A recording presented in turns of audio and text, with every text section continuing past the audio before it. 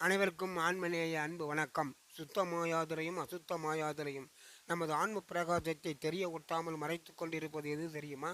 அதுதான் திரைகள்.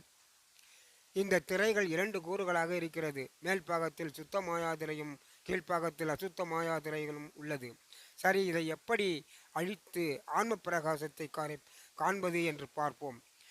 அசுத்த மாயாதிரைகளை செயற்கை குணங்களாகிய ராகாதிகள், அதாவது காமம், குரோதம், லோபம், மோகம், மதம், மாச்சரியம், கொலை ஆகியவைகளை தவிர்த்தால் அசுத்த மாயாதிரைகள் அழிந்துவிடும்.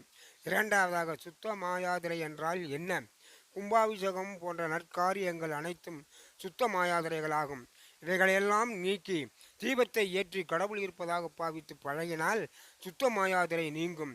இப்போது அசுத்த மாயாதிரையும் சுத்த மாயாதிரையும் நீங்கினால் ஆன்ம பிரகாசம் தோன்றும். இந்த ஆன்ம லாபம் அடையலாம். பயணத்தை தொடரலாம். அருட்பெரும் ஜோதி, அருட்பெரும் ஜோதி.